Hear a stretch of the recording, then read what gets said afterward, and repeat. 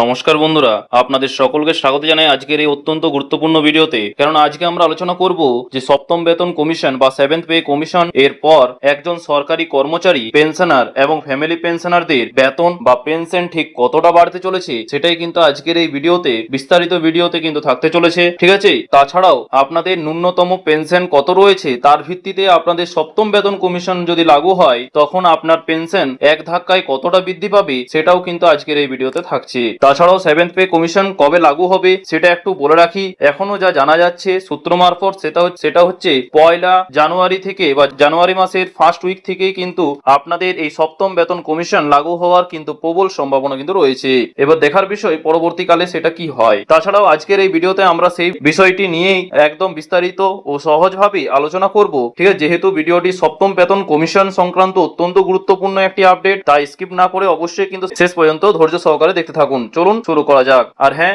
আজকে আমরা এই ভিডিওতে আলোচনা করব যে আপনাদের কত ফিটমেন্ট ফ্যাক্টর থাকলে আপনাদের ন্যূনতম পেনশন কতটা বৃদ্ধি হতে চলেছে সেটাও কিন্তু আজকের এই ভিডিওতে থাকছে, ঠিক আছে। তার আগে আপনারা যদি এই চ্যানেলে নতুন হয়ে থাকেন তো অবশ্যই কিন্তু চ্যানেলটিকে সাবস্ক্রাইব করে পাশের বেল আইকনটি অবশ্যই কিন্তু প্রেস করে রাখবেন, যাতে আমি চাই না যে পরবর্তীকালে আপনি কোনো গুরুত্বপূর্ণ ইনফরমেশন থেকে বঞ্চিত হন, ঠিক আছে। এবং আমাদের এই চ্যানেলে নতুন হয়ে থাকলে অবশ্যই আমাদের চ্যানেলে একজন ফ্যামিলি মেম্বার হয়ে অবশ্যই কিন্তু যুক্ত থাকবেন। চলুন শুরু করা যাক। তো বন্ধুরা, আপনারা দেখতে পাচ্ছেন আমরা একটা সম্ভাব্য ফিটমেন্ট ফ্যাক্টর নিয়ে অর্থাৎ 1.68 ধরে কিন্তু আমরা আপনাদের জন্য সপ্তম বেতন কমিশন লাগু হলে আপনাদের কত টাকা, আমাদের সমস্ত কর্মচারীদের কত টাকা বৃদ্ধি হতে চলেছে গ্রেড পে হিসেবে সেটাই কিন্তু আজকের এই ভিডিওতে বিস্তারিত আলোচনা করব, ঠিক আছে। আপনাদের গ্রেড পে কত দাঁড়াবে সেটাও বিস্তারিত আলোচনা করব। দেখুন, আপনারা দেখতে পাচ্ছেন পঞ্চম বেতন কমিশন যখন ছিল তখন আপনাদের গ্রেড পে 1700 টাকা ছিল একজন সরকারি কর্মচারী, তাহলে আপনাদের ষষ্ঠ বেতন কমিশনে হয়েছিল সেখানে 17,000 টাকা। এবং সেই ষষ্ঠ বেতন কমিশন 17,000 টাকা দিয়ে যদি আপনারা 1.68 দিয়ে যদি গুণ করেন তাহলে আপনাদের বেতন দাঁড়াবে প্রায় 28,560 টাকা। এটা কিন্তু সপ্তম বেতন কমিশন যখন লাগু হয়ে যাবে তখন কিন্তু আপনারা এত টাকা কিন্তু বৃদ্ধি হতে চলেছে, মানে বুঝতেই পারছেন কতটা পরিমাণে লাভ হতে চলেছে, তাই না। তাছাড়াও এরপর আপনারা দেখতে পাচ্ছেন যদি কোনো সরকারি কর্মচারী সব পঞ্চম বেতন কমিশনে 1800 টাকা হয়ে থাকে গ্রেড পে, তাহলে তার ষষ্ঠ বেতন কমিশনে 17,600 টাকা কিন্তু ছিল। এবং সেই ক্ষেত্রে বেসিক পেনশন 17,600 টাকা থেকে যদি ইন্টু 1.68 দিয়ে যদি আপনি গুণ করেন তাহলে আপনার দাঁড়াবে গ্রেড পে দাঁড়াবে 29,568 টাকা। সিমিলারলি গ্রেড পে যদি আপনাদের 1900 টাকা দাঁড়ায় এবং ফিটমেন্ট ফ্যাক্টর 1.68 দিয়ে যদি ধরা হয় তাহলে আপনারা দেখতে পাবেন এটা পঞ্চম বেতন কমিশন এবং ষষ্ঠ বেতন কমিশনে 18,800 টাকা যদি হয়ে থাকে ষষ্ঠ বেতন কমিশনে, তাহলে ইন্টু 1.68 দিয়ে যদি আপনি গুণ করেন তাহলে কিন্তু দাঁড়াবে 31,400 টাকা।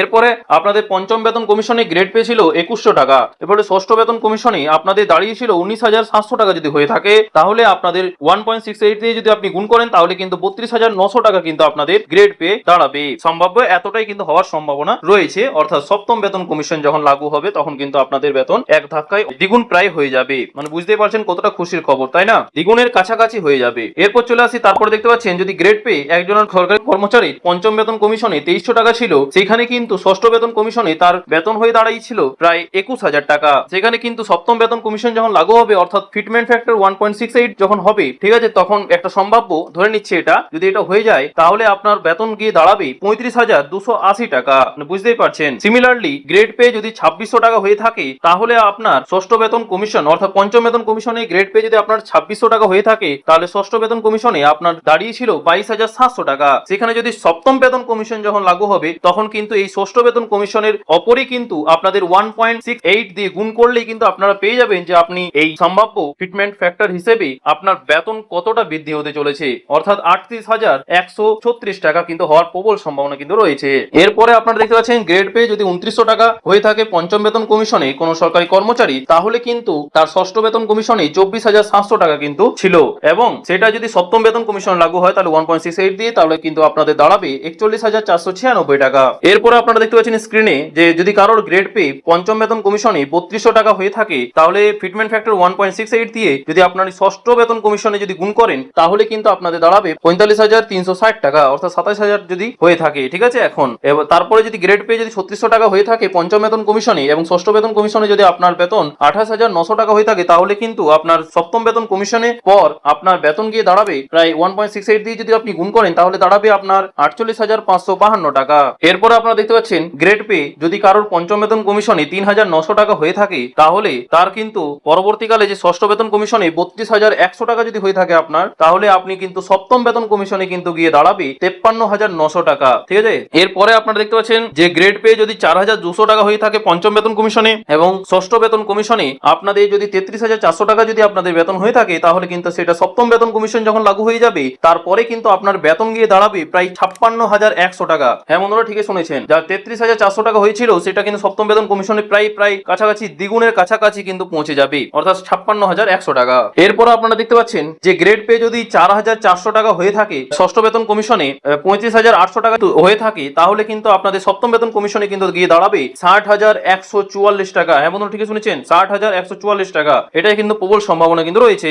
এরপর আপনারা দেখতে পাচ্ছেন গ্রেড পে যদি আপনাদের পঞ্চম বেতন কমিশনে 46,000 টাকা হয়ে থাকে জিপি, তাহলে কিন্তু আপনাদের বেসিক 37,100 টাকা যদি হয়ে থাকে ষষ্ঠ বেতন কমিশনে, তাহলে কিন্তু সপ্তম বেতন কমিশনে কিন্তু নতুন স্যালারি আপনার গিয়ে দাঁড়াবে 62,328 টাকা। এরপরে আপনারা দেখতে পাচ্ছেন যদি গ্রেড পে কারোর পঞ্চম বেতন কমিশনে 4700 টাকা যদি হয়ে থাকে, তাহলে কিন্তু তার ষষ্ঠ বেতন কমিশনে 39,900 টাকা কিন্তু ছিল, বা যদি আপনার থাকে ষষ্ঠ বেতন কমিশনে যদি 39,900 টাকা যদি হয়ে থাকে, তাহলে কিন্তু আপনার সপ্তম বেতন কমিশনে প্রায় 1.68 দিয়ে যদি আপনি গুণ করেন, তাহলে আপনার গিয়ে দাঁড়াবে 67,032 টাকা। মানে বুঝতে পারছেন কতটা পরিমাণে কিন্তু আপনাদের বেতন এক ধাক্কায় বৃদ্ধি হতে চলেছে, তাই না? এই নিয়ে আপনাদের কি মতামত অবশ্যই কিন্তু কমেন্ট বক্সে জানাতে ভুলবেন না। এরপর আপনারা দেখতে পাচ্ছেন যদি আপনাদের গ্রেড পে 4800 টাকা হয়ে থাকে, তাহলে আপনার কিন্তু মানে পঞ্চম বেতন কমিশনে, তাহলে কিন্তু ষষ্ঠ বেতন কমিশনে যদি আপনার 42,600 টাকা হয়ে থাকে, তাহলে কিন্তু 1.68 দিয়ে যদি আপনি গুণ করেন, তাহলে আপনার বেতন গিয়ে দাঁড়াবে প্রায় 71,568 টাকা। এবার সর্বশেষ এবং শেষ যেটা আছে সেটা হচ্ছে গ্রেড পে যদি 5,400 টাকা হয়ে থাকে পঞ্চম বেতন কমিশনে, তাহলে আপনার কিন্তু ষষ্ঠ বেতন কমিশনে যদি আপনার বেতন 56,100 টাকা হয়ে থাকে, তাহলে কিন্তু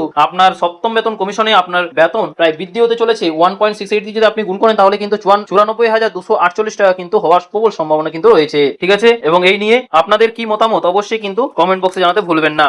এবার চলে আসি আমরা যে আমার সমস্ত পেনশন বা পারিবারিক পেনশন নির্ধারণ মূল বেতন সাথে যদি 1.68 দিয়ে যদি আপনি গুণ করেন, তাহলে আপনার পেনশনের পরিমাণ কতটা বৃদ্ধি হতে চলেছে সেটাই কিন্তু আপনি পেয়ে যাবেন। অর্থাৎ আপনার বেসিক পেনশন এখন কত যদি আমি ধরে নিচ্ছি যে 9,000 টাকা, তাহলে কিন্তু সেটা 1.68 দিয়ে যদি আপনি গুণ করেন, তাহলে আপনার নতুন বেসিক পেনশন দেখবেন গিয়ে দাঁড়াবে প্রায় 15,120 টাকা। ঠিক আছে, এইভাবে আপনি নিজের বাড়িতে কিন্তু ক্যালকুলেট করে নিতে পারবেন যে আপনার বেসিক পেনশন হিসেবে আপনার সপ্তম বেতন কমিশনে আপনার কত টাকা বৃদ্ধি হতে চলেছে। অর্থাৎ যার 9,000 টাকা যদি বেসিক পেনশন হয়ে থাকে, তাহলে কিন্তু আপনার 1.8 যদি ফিটমেন্ট ফ্যাক্টর ধরা হয়, তাহলে আপনার পেনশন গিয়ে দাঁড়াবে 15,120 টাকা। হ্যাঁ বন্ধুরা, ঠিক শুনেছেন। এখন অপেক্ষায় রয়েছেন অনেক কর্মচারী থেকে শুরু করে পেনশনার এবং ফ্যামিলি পেনশনার যে সপ্তম বেতন কমিশন কবে লাগু হয়, এই নিয়ে এখনো পর্যন্ত কোনো নোটিশ আসেনি, কিন্তু খুব শীঘ্রই আসার প্রবল সম্ভাবনা কিন্তু রয়েছে। এবং এলে কিন্তু আমি সর্বপ্রথমে কিন্তু আপনাদেরকে সেটা অবশ্যই কিন্তু জানিয়ে দেবো। ঠিক আছে, তো বন্ধুরা, এই সপ্তম বেতন কমিশনে যে লাগু হলে আপনাদের বেতন এক ধাক্কায় কতটা বৃদ্ধি পাচ্ছে সেই নিয়ে আপনাদের যদি কিছু মতামত থাকে, তো অবশ্যই কিন্তু কমেন্ট বক্সে জানাতে ভুলবেন না। ঠিক আছে, এবং অনেক কিছু প্রশ্ন থাকলে সেটাও কিন্তু জানাবেন, এবং আপনি